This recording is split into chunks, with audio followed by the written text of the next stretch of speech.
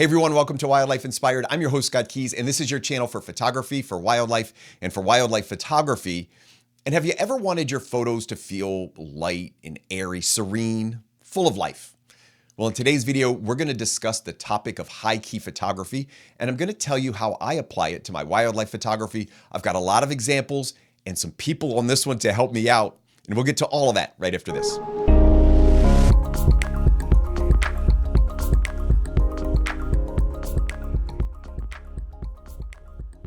Now, a couple months ago, I did a video on low-key photography, and in that video, we discussed the technique of low-key photography, but we also discussed how it can be used to create certain moods. I'll put an example over here of one of the images we showed from that, and you could see that by creating these darker images, it felt moody or mysterious, and we're going to talk today about the opposite of that. We're going to talk about creating images that might feel airy or light or serene. And for that, we're going to discuss high-key photography. Now, there is a concept related to both of these that we are going to mention today, and that's the use of histograms. So I just want to show you real quickly what that's going to look like and what a histogram is. So the low-key image is now located up here, and below that, you're going to see the histogram for that image. In a histogram, we break it into sections. So on the left side of that histogram, we have black, and then we deal with shadows. And as we move across to the right, we have midtones, highlights, and then on the far right, we would have whites. And in low-key photography, most of the information is going to be located to the left of that histogram. So you can see this information is piled up on the left, and we have very little information in the highlights or whites. Now in high-key photography, and I'll put an example of an image up here, and this is the actual histogram for this image. So when we talk about histograms in this video, you're going to see the information is piled to the right. And that is called exposing to the right sometimes. So these concepts are really important when we deal with exposures. And in high-key photography, there's a few things that are really, really important. Now, as I explain these concepts, I'm going to flash some images from my patrons. Because a couple months ago, we did a series on high-key photography on my Patreon channel. And on that channel, we do these submissions and these challenges. And I got a lot of entries in here. You're going to start seeing some of those flash over on the screen. We also did a live follow-up show where we did some critiques and added input, and we asked what people's favorites were. So if you're interested in my Patreon community, I'll put a link down in the description and you can check that out. But as these images are flashing, I want you to notice some of the common themes with these. You're going to notice this idea of things being very light. There's not a lot of blacks and there's not a lot of shadow information in these images. And I want you to think more beyond just the technical part of this, and I want you to start thinking about the feelings that you get from seeing these images. And one of the powerful things about high-key photography isn't just that it's a style that involves a certain technique, it's that it does truly elicit certain feelings. Now, in these images, I want you to notice some common themes. In addition to just being lighter or containing more information in the highlights of the image, it actually has some moods to this. So what are you feeling when you see some of these images? And a few things came up from my Patreon chat. When we did the live show, some people asked questions like, well, what kind of compositions do I use? Or what kind of colors are okay? Does it have to be black and white, or does it have to be an all-white background? We're going to discuss some of those questions in this video, and I've got a lot of information to share, as well as some great images from my patrons. So these high-key images will, of course, tend to be brighter, but there's a couple other characteristics around here that we should talk about. One is they also tend to be lower in contrast. Not all the time, but they tend to be lower in contrast. And the colors, when used, will tend to be very, very soft colors. So I want to start with color, but before I get into color, I just want to make this point very, very clear. Often people try to define things with technical definitions, and I want you to get away from that for this video. For me, I really try to get a sense of what the concept is and not what the technical definition is, because I think when we get into technical definitions, we often lock ourselves into a style. I want you to think of this high-key imagery as a style of photography, often associated with an emotion, and get away from just this technical definition of what exactly it is. So yeah, there are absolutely some guidelines, but if you talk to 5 or 6 photographers, you may get slightly different answers about what qualifies here. Now, I'm going to preface this by saying what you're going to hear in this video is my opinion on high-key photography, and it is often based around the emotions that are elicited by the images, not just the technical information of the image. So now that I've gotten that out of the way, let's jump into this idea of color. One of the questions that came up in our live Patreon chat was, how much color can I use, and does it have to be black and white? Well, the answer is there are no rules around color, but what you will tend to see is colors used being very, very soft, often pastels. So I want you to think that light pinks and purples, maybe some light blues. I've even got an example of here of a very light yellowy orange color that I'm going to show you. So let's look at 3 images that were submitted by my patrons. And I just picked out some images that I thought were really good at demonstrating the concept. The first one is by Barboard Blank, and you could see this is a very soft pastel feel. So not a lot of dark colors, not a lot of deep colors, and it is very, very light. If we looked at that histogram, again, all of that information or most of that information would be pushed over to the right. I've got another one here by Kent Stewart, similar feel and a little bit smaller in frame. Now hang on to that concept because we're going to get into that when we talk about composition, but I want you to pay attention to color. And then I found one here that I thought was, it actually has a lot of colors, but is it high key? I would still say it falls into this genre. The information is definitely contained in the highlights, and it is also very minimalistic. Now I'm going to kind of switch gears as we get out of this idea of color, focusing on these pastel colors, mostly lighter shades. Doesn't have to be black and white, but can be. Now this one is by Daniel Gomez, and this doesn't have a lot of color in it, but I want to talk about composition because when we transition out of color and talk about composition, these 2 ideas that I think are really, really important with high key photography, I want you to notice the use of minimalism. This is actually for the last 3 images. The subjects have been very small in frame, and it offers this idea of being very serene, very tranquil, very, very peaceful, and it plays very, very well to this style of photography. So Daniel's image up here of the duck on the water, very, very soothing, very small in frame, very minimalistic, and I thought it was very, very well done. In fact, I think all 4 of those images are very well done. And as I put all 4 of those images up, I just want to talk about this idea of negative space because it is another concept that we often talk about compositionally when we're talking about high key images. Now, negative space can be used also in low key imagery. It can be used in a lot of different styles, but you will often see this applied with these smaller in frames, minimalist subjects, or these very clean and even backgrounds. So I wanted to mention this idea of negative space being anything beyond the subject that really doesn't draw your attention to it. So really, really well done on those 4 images. Now I mentioned beyond color, the other thing that I really think about with high key photography is composition. I've got an example here. I'm going to put it up here and show it to you. This is by Kate Geary. It's an excellent example of this style of photography. I want you to notice how simple this is. With high key photography, often the backgrounds are white. Now we started with color, but now I'm going to deal with a lot of white or lighter backgrounds. And when we have these light backgrounds, there's really nothing to compete with the composition of the subject, and in this case, the subjects and the perch. And everything flows really, really well. And when you don't have anything else out there, it really puts your attention onto what you're shooting. For that reason, you will often see a lot of fine art photographers use this style with a big emphasis on composition. So I thought this example by Kate was really, really well done. And on my live call, we got a lot of positive feedback on that image, some claiming that that was their favorite of all of the images. So great job, Kate. So now that we know what high key imagery is in general, we understand how it applies to a histogram. We talk a little bit about color and composition, and more importantly, around the emotions that high key photography can evoke. I want to talk about a couple other things. And one of those things is, how do I approach this idea of high key photography in the field? I actually have an example of mine that I'm going to show you specifically where I targeted a subject with the idea that it would be turned into a high key photograph. So we're going to talk about in the field work, and I've got some examples for that. And then we're also going to talk about post-processing and what to think about when you're post-processing. So in the field, there's a couple of very general concepts. Now, technically, I'm not going to talk about shutter speed and aperture and light, but as a general guide, we want to make sure that the exposure is to the right when we're shooting. And there's a couple of ways that we can do that. You can meter the subject, so we can monitor the camera's metering, and we can just make sure that we are 1 to 2 stops above where the camera is metering. We can do this by using the live view on a mirrorless camera and kind of look at what's happening in the camera and see where our histogram is. We can pull up the histogram right on our camera. On most modern cameras, you can do that. But not all. So for some cameras, we're going to use a meter. For other cameras, we may use a tool like a histogram. And then for some cameras, we even have these previews that will tell us when we've gone too far. You may hear the word zebras or blinkies. Those are just little things that are going to flash or show stripes when we've hit an area that is too light for the camera to record data in. So when we're in the field, as a cautionary note, We want to go plus 1 to 2 stops lighter than the camera is monitoring without ever going too far. Remember, we can do a lot of this in post-processing. So in the field, I'm a little conservative and I generally shoot only 1 stop over, knowing that I can do most of the work that I want to do in post-processing.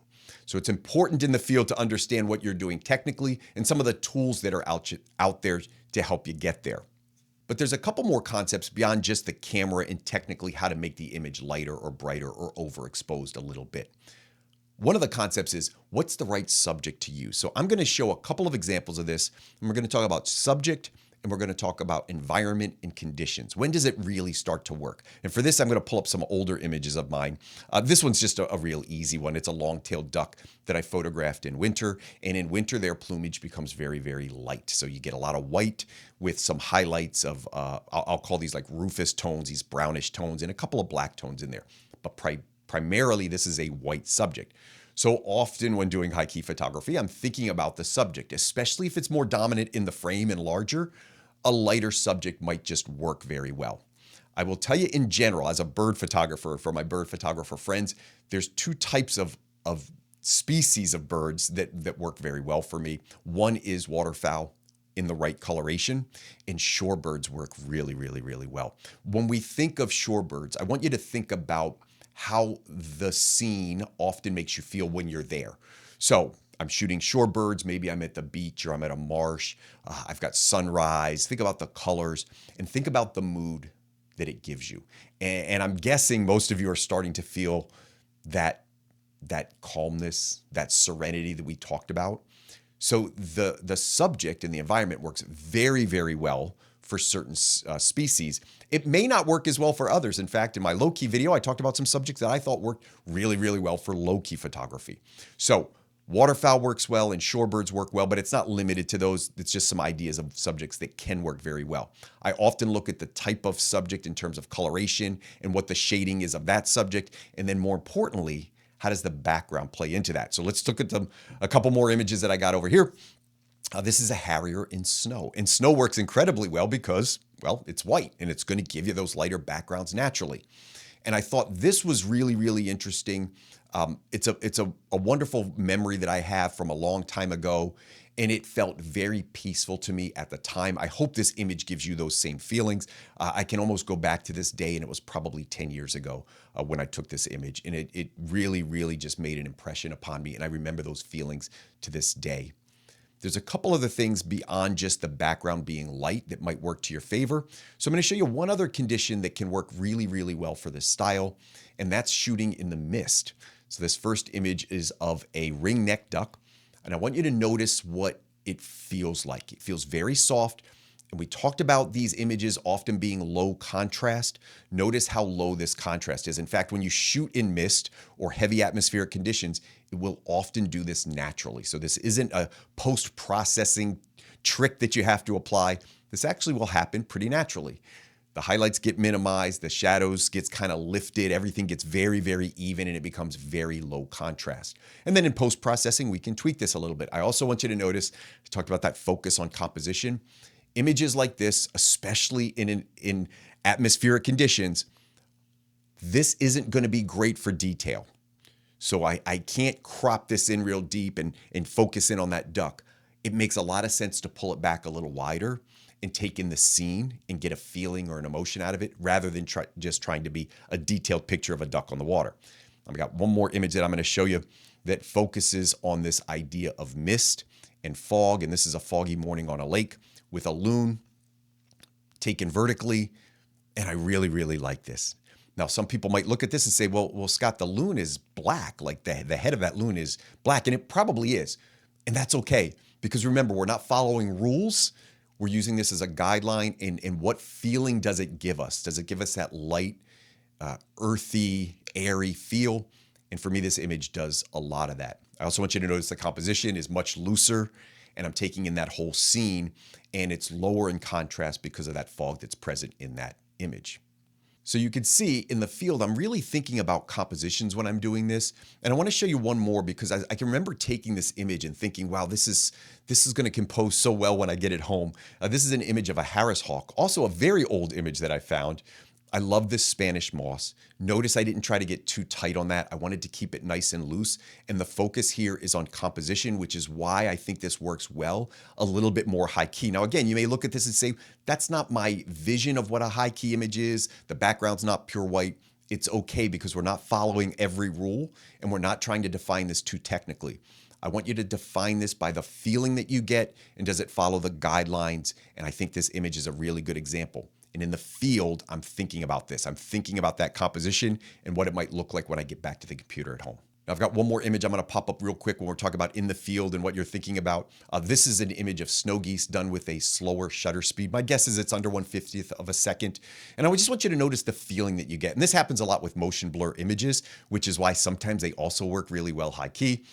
It gives you this really calm feeling. Notice that those blurred motion patterns kind of feel serene and soft, which pairs really, really well to this style of photography. The blacks kind of get washed out a little bit with that motion blur and it becomes very, very, very soft. So anyway, another example, I thought I would put that out in this part of the video, talking about compositions, talking about in the field, talking about what you're thinking about. But I do want to talk about what happens once you get home. Now, after we've been out in the field and we've gotten our images and we have some of these concepts in mind, we get home, we're going to do some post-processing. I do want to show you real quickly a couple images from my Patreon community and these ideas around what to do when you post-process. I've got an image I'm going to show you, one of my own that I'm going to quickly edit. It'll probably take me 30 seconds to do the edit, but I want to start with these three images that I have. And these are from a great crested grebe. This was taken by Richard Shockey, and I'm going to put the first one up here. When I looked at this, and this is part of my Patreon submissions, when I got this first one, I didn't really get it because I felt like this wasn't really what I was looking for. And then I realized Richard sent me three images, and this is what was really powerful. I'll put the first one up here. You can see it just doesn't feel great. It's a little gray. The subjects aren't really well defined, but it's also not a great silhouette. So then he sent me a second version. And this one started to feel better. Now, I didn't ask him for this, but the exposure was lifted. It started to feel better. It still feels very contrasty. And by contrasty, you could see all the black marks in the water. Didn't feel great to me still. And then I saw the third one and I thought, okay, we're getting there. Now it's a very lifted exposure. And I'll put the histogram up here so you can see it. It's a very lifted exposure. And now the shadows have been raised as well and the contrast comes down. And I thought this is much, much, much better. I can see the grebes, not necessarily, doesn't have to show the grebes, but you can see the little baby chicks on there, but it feels so much better. In fact, when I put the first one up and the third one up, it's night and day different. So I thought this was a really good example of post-processing and what you can do. And the key elements are I'm lifting the exposure and normally I'm going to lower the contrast and that's where I'm going to start. And then from there, I'll edit to eye. I got two more submissions that I thought were really, really great. This one by Laura Weaver. This was a skimmer. Head on, really, really great. The exposure's lifted. It falls into this category of high key. But there was one thing I didn't love about this. So when I asked her if I could just touch it up a little bit, she said, sure, give it a shot. And I want you to see which one looks better to you. Now, again, this is all subjective. So I'll put the first one up on the top and I'm going to put my edit, which took all of about 15 seconds on the bottom, with the key difference being that I just lifted the shadows and lowered the contrast. Now, again, it's subjective. Which one do you like better? I've got another example here. Craig Wallace sent me this turn. And I said, hey, Craig, can I just take a shot at this one? He did the same thing, by the way, and I liked his result much better when he sent it to me. But there's a couple things I did here. I changed that contrast. I raised the shadows and I converted it to black and white, and I made it much more of a fine art feeling image. I'll put them top and bottom. Now, to me, that bottom image is really, really, really nice. The top image is good. To me, the bottom image is even better. What do you think? You can let me know because, again, this is subjective. You can disagree with me or you can agree with me, but I think this bottom image is really, really beautiful. And I want you to notice on these images that we're talking about, these last two especially, the focus on composition and in this case, the shape of the subject. It matters so much because we don't have an environment or a habitat that's telling a story. We're limited to the composition, and in this case, we're limited to the shape of the subject, and it's really, really pretty. So nice job on those two images. I'm going to edit one for you real quick. Now, over here, I've got an image I took just about a week ago, and I mentioned this idea of post-processing, but also in the field. In the field, this is what I'm thinking. So I identified a subject that I thought would work well, and I identified conditions that would work well. In this case, it was really cloudy. And I thought if I can get a clean background in these cloudy conditions, I'll get really soft light on the bird, and maybe I can make a very simplistic image. I also have to know that because I'm not going to have a lot of competing background, and I'm not going to be telling a whole story with this, my focus is going to be drawn to the subject and composition. And in this case, it's really going to be drawn onto the head and eye. So when I'm selecting an image, I've got to find an image that's really, really, really sharp. I am not a sharpness fanatic. If you've watched my channel for a long time, you will know that I preach that photography isn't a sharpness contest. It really can tell stories, and while sharp images are great and we should all strive for those when possible, it's not the end all be all. But in this case, I would tell you that sharpness is critical because all of our attention is going to go to one area, and in this case, it's probably going to go to where that eye is. So this is what it looked like out of camera. I did overexpose this a little bit, but you can see it doesn't feel like that's that high key. Look at the histogram over there. You see most of the information kind of in the mid-tones, a little bit to the right, but sort of in the mid-tones. Let's just pop this into Camera Raw. Now you could do this in Lightroom, or you could do this in any editing program, and it's going to give you the ability to just make a couple of adjustments. And I always think of the first two sliders up here as the most important. So I'm going to go up with exposure and down with contrast, and I'm going to start there. And then I'm going to keep going, and I'm going to use that histogram as a guide, but I'm really going to use my eye. This is subjective. And why I'm using that histogram is I want to be important. It's important to me that I don't go too far. So I'm going to slide this over. And I'm not just going to slide it over as far as I can. That's not the goal. The goal is to produce the best image that I can. So I'm going to just manipulate these two sliders until it looks good to me. And I really do want that background to be fairly white. I'm trying to get the gray out of that background. I'll tell you as a hint, the gray, off-white gray backgrounds don't look great when you do this high key style. If you can get a closer to pure white, it might suit you better. Now, if I go too far, there's going to be a little warning that pops up on my histogram. You'll see it right where my cursor is. I'll put a circle on it so you can see it. And if I go too far, you're going to see that warning pop up. And that means that I've actually clipped an area and I've removed the data completely. I can no longer see detail in that area. If I want to know where that area is, as a pro tip, hold down the Alt key as you're doing that, and it'll actually show you exactly on the program. Now, this works for Lightroom or Camera Raw. I can't promise you your editing program will do this, but if you're using Lightroom or Camera Raw, you can try this little tip. So I can see on the subject, I'm starting to lose detail, and I don't want that. So I certainly want to take this down and make sure I'm getting all of the detail in my subject, and I'll get that background as light as I can. This looks pretty good, to be honest. I would probably keep it right here. I could make a couple little adjustments to shadows, and of course you can continue to tweak some of these whites and blacks. This is all done subjectively, and it's all done to what looks great for you. I generally recommend starting with lowering your contrast and raising your exposure, and then just starting to play around from there. Keep an eye on that histogram so you don't go too far, and be careful that you don't make the image too flat, because if you lower the contrast all the way and you raise your shadows a lot, your image will start to flatten out. And listen, it's subjective. If this is appealing to you, that's great. I will tell you to use a little caution and don't go too far with that. And I think you'll have some success. So if I was editing this, this is probably about where I'm going to end up. And I'll open this back up and you can see the difference. So there's the beginning and there's my after. And again, look where my attention is. It's going to go right to the eye, those little water droplets. That's the area of focus. I want to make sure that that is really, really, really sharp, because that's where my focus is going to go. These high key images are going to do that. They're going to draw you into composition often, and they're going to draw you into an area of focus. Now, as I wrap this up, I wanted to show you some images that I thought were just really, really great. This came from my Patreon community when we did our live call. These were the call outs of some of the ones that people liked the most.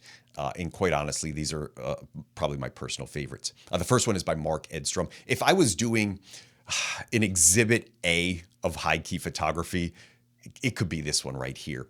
Couple things about this. Minimized all of the shadows, but I still see the shape of the bird really, really well. There's this really soft shadow on the bird. My guess is overcast conditions. and then we look at the reflection in the water, it has that same really soft feel. These are the emotions we try to get out of high key photography often, and the composition is outstanding. So Mark Edstrom, again, if you're this is what high key photography looks like. Here's a great example of what that looks like. Really well done. I talked about this focus on shape and composition. So the next one I want to show you really is a focus on shape. Laura Weaver had one already that focused on this, but this was one of my favorites. I want to show you real quickly what it looked like before and after. So before, it had that gray feel in the background. I challenged Laura, could you re-edit that a little bit and see if you like it better? It's subjective. She has to like it better, not me. She did edit it, and we came up with this second image, and I thought this one was just perfect. I made sure she was also in agreement that this one was better. She also agreed this one was better. And you could see just that difference in the gray background. Personal style, but the white backgrounds will often appear better when you're doing this and isolating the subject as she is. So focus on shape, focus on composition. This is Kelly Saranko. Wonderful image. I love to talk about images. I love to discuss what I like about them. I like to hear what the photographers like about them.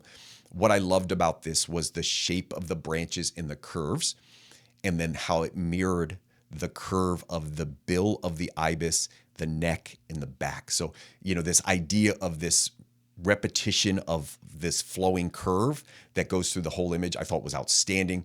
Kelly Saranko, great image. Ed Daly is a terrific photographer. Look at this one. This is one of those like showstopper images. I mentioned snow works really well for high key photography. I thought this was outstanding. And notice where our attention goes. There's nothing to compete with it. The owl's eyes are the focus, and our attention goes right there. And just a little hint of some reeds back there or some dead grasses doesn't compete with it. It's just a nice little touch, but the eyes is really what makes this one. Snow makes a great way to play around with this style. I thought this one was really, really well done. And then when I asked the group what their favorites were, a lot of people came to this image. So we're going to kind of wrap up the show. I'm going to go full screen with this one. This is by Susan Jordan.